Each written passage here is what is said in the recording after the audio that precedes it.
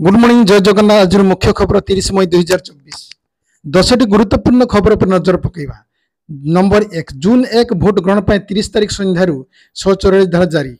अंतिम पर्याय जून 1 तारीख भोट पर कटक जिला नियाड़ी सालेपुर और महंगा विधानसभा निर्वाचन मंडल अंचल 144 धारा जारी हम। जिलापाल अरविंद डाकुआ भारतीय निर्वाचन आयोग निर्देश मते फौजदारी आईन 1873 आधार 144 धारा जारी कर।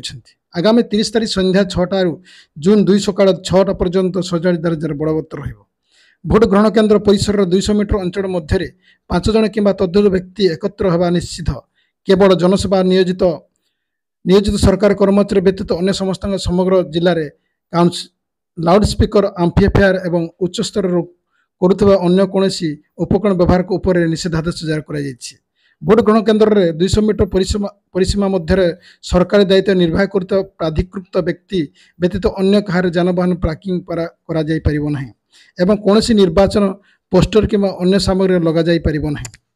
नंबर 2 अन्य देश चिंता बढ़ाला चीन युद्ध मैदान को छाड़ रोबोटिक डग। युद्ध मैदान में जदि गोटे पाखे रोबोट और अन्य पाखे मनीष भितर युद्ध तेज किए जीत आग युद्ध मैदान में यह किसी देखा मिल पारे। चीन रोबोटिक डग कुकुर डेभलप कर आग को जाए युद्ध क्षेत्र अन्य देश विपद सृष्टि करें।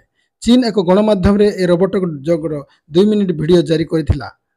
सेतिर देखा मिलता रोबोट डग पिठरे एक ऑटोमेटिक राइफल फिट कर युद्ध मैदान किपर युद्ध कर समस्त कला रोबोट इंस्टॉल कर रोबोटिक डग आग को पछक बाम को डाण आज चलवा सह डे डे आग बढ़ी पारुछि।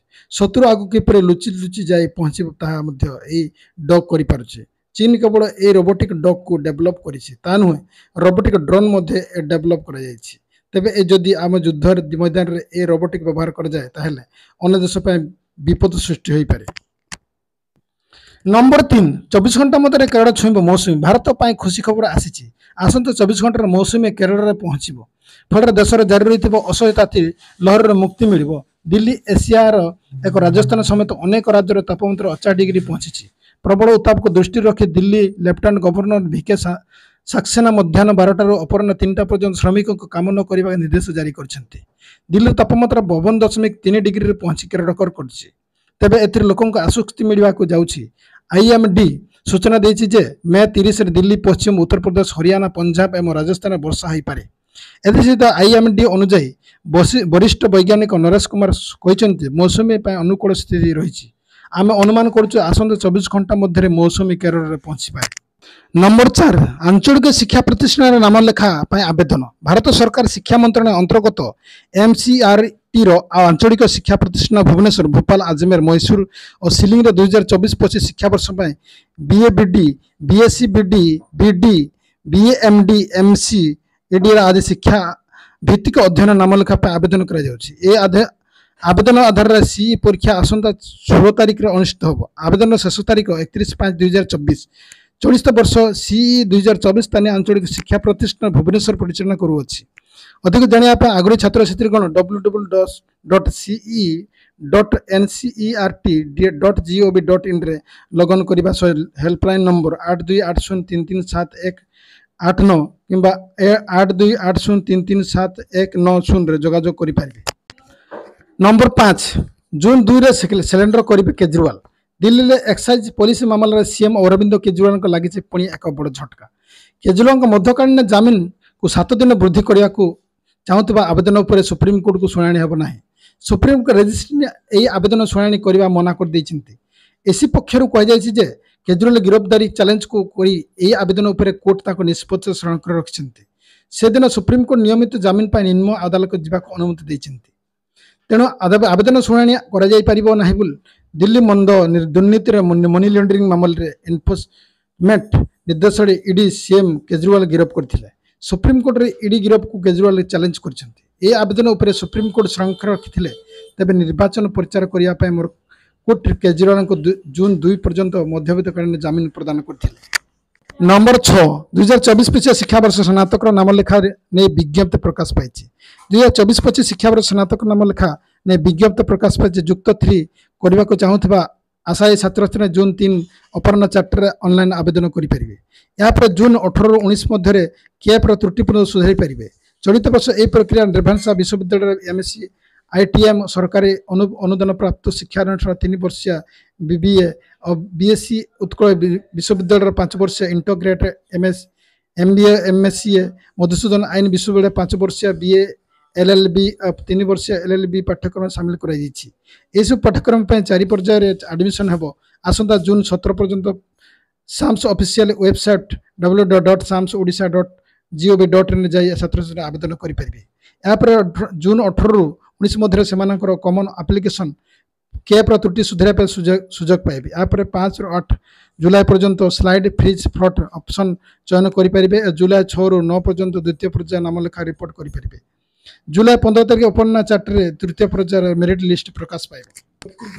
नंबर 7 पाकिस्तान अर्थनीति 2 गुण पुंजी संभाळुची LIC सरकार अधीन परिचालित भारतीय जीवन बीमा निगम LIC जतिक संपत्ति परिचालन करुच्ची ता पाकिस्तान अर्थनीति प्राय 2 गुण।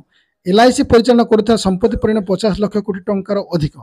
आंतर्जातिक मुद्रा पांठी IMF तथ्य अनुसार पाकिस्तान अर्थनीतिर मूल्य 33,824 कोटी टंका डॉलर होता बेले LIC संभाळुवा संपत्ति परिमाण 61,600 कोटी टंका डॉलर रही।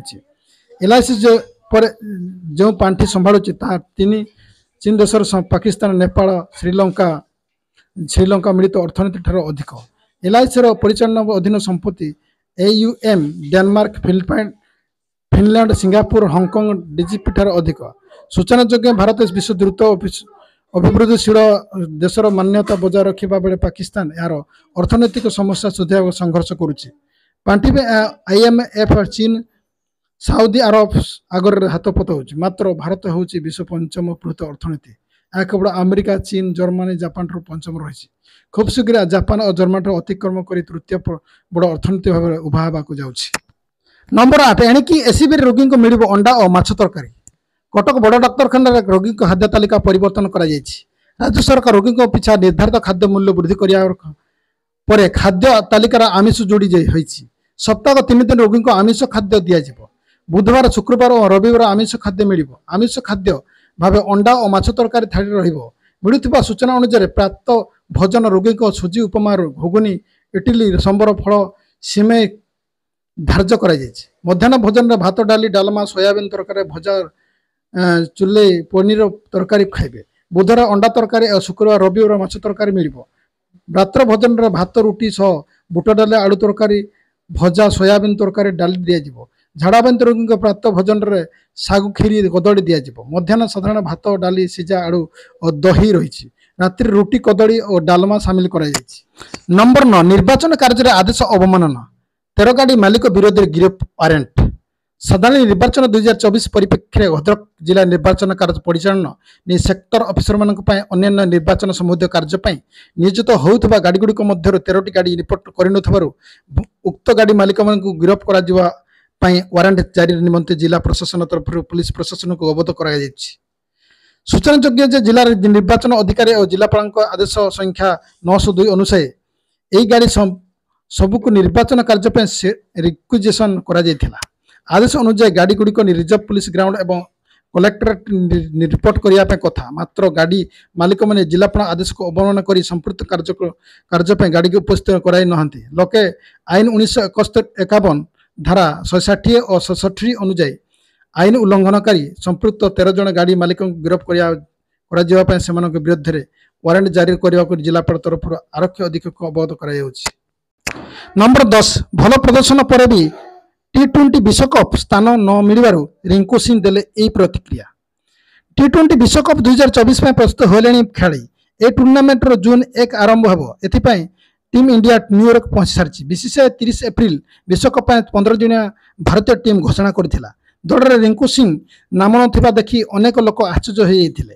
तेबे रिंकू सिंह रिजर्व खेल मध्य रखा जाइछि। वर्तमान रिंकू सिंह T20 विश्वकप मनोनयन होगा पर नीरवता भांगी भारतीय बैट्समैन कहते जे भल प्रदर्शन करिया परे मध्य आपण मन मनोरंजन नहेले खराब लगे। रिंकू को कहवा अनुतापक हाँ जदि भल प्रदर्शन पर चयन करा न जाए तेबे खराब लगे स्वाभाविक। तथापि एथर दल मिश्रण हेतु मनोनीय हो पारि ना जहाँ मो हाथ में ना ता विषय अधिक भाविबा उचित नुहे। आरंभ में टिके निराश होइछि जहाँ घटवा ठीक थिला जहाँ घटब भल घटब।